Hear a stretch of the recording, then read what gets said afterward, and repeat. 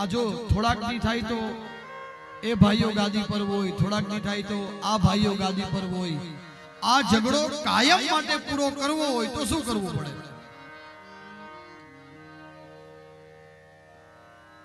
કાયમ માટે પૂરો કરવો હોય તો શું કરવું પડે?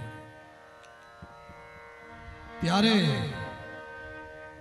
કીધું કે એના માટે તારે 100 અશ્વમેધ, આપણે ઘ બોલીએ, હા અશ્વમેધ શબ્દ છે હો, હા અશ્વમેઘ શબ્દ નથી, અશ્વમેધ યજ્ઞ છે.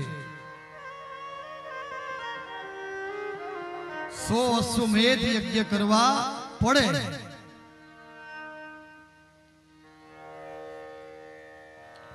અને શુક્રાચાર્ય બતાવ્યા પ્રમાણે ઇન્દ્રનું ઇન્દ્રાસન જો તારે જોતું હોય ને કાયમ માટે ઇન્દ્ર થઈ જવું હોય તો 100 યજ્ઞ કરવા પડે. અને ઇન્દ્રનું એક બીજું નામ છે શતક્રતુ. ઇન્દ્ર તો જે આપણે કહીએ ને વડાપ્રધાન છે એનું નામ અલગ છે, પણ વડાપ્રધાનની ગાદી એ વડાપ્રધાનની. ઇન્દ્ર શબ્દ છે એ તો જનરલ છે, જે ગાદી પર બેસે ઇન્દ્ર થાય. પણ એ સમયે જે ઇન્દ્ર હતો એનું નામ છે શતક્રતુ.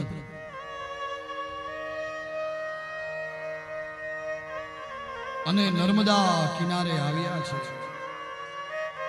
ભૃગુ કચ્છમાં, એટલે આજનું ભરૂચ. યજ્ઞ આરંભ કર્યો છે, 99 અશ્વમેધ યજ્ઞ પૂરા કર્યા છે. 100મો અશ્વમેધ યજ્ઞ ચાલે છે. દેવતાઓની માતા અદિતિને ચિંતા થઈ, કશ્યપ પાસે જઈ અને કીધું કે કંઈક ઉપાય બતાવો, મારા દીકરા ધર ધર ભટકે છે. 12 દિવસનું પયોવ્રત આપ્યું છે. 12 દિવસના પ્રયોવ્રતના પ્રતાપે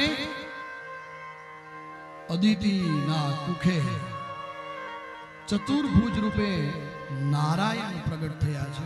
હું તમને પહેલા દિવસથી કહેતો, પ્રાગટ્ય અને જન્મમાં બહુ અંતર. પ્રગટ એટલે સીધા થઈ જાય, ચતુર્ભુજ રૂપે થાય ને પછી એને જે રૂપ લેવું હોય ત્યાં લે.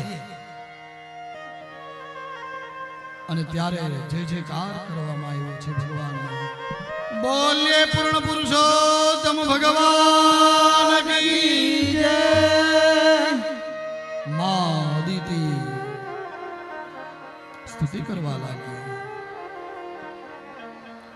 યજ્ઞેશ યજ્ઞ પુરુષાચ્યુત તીર્થપાદ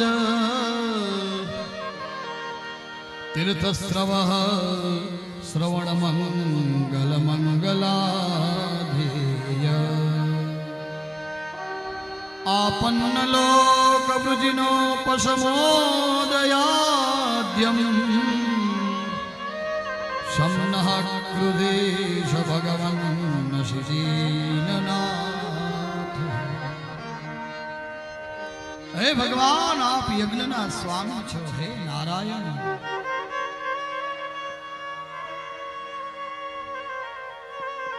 હે અચ્યુત, આપના ચરણ કમલોમાં આશ્રય લઈને ભવસાગર કરી જવાય છે. હે ભગવાન.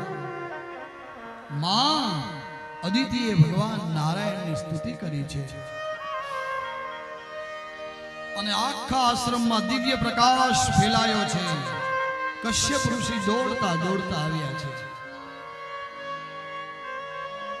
દોટ મૂકી છે, ભગવાનના પગે પડી ગયા છે.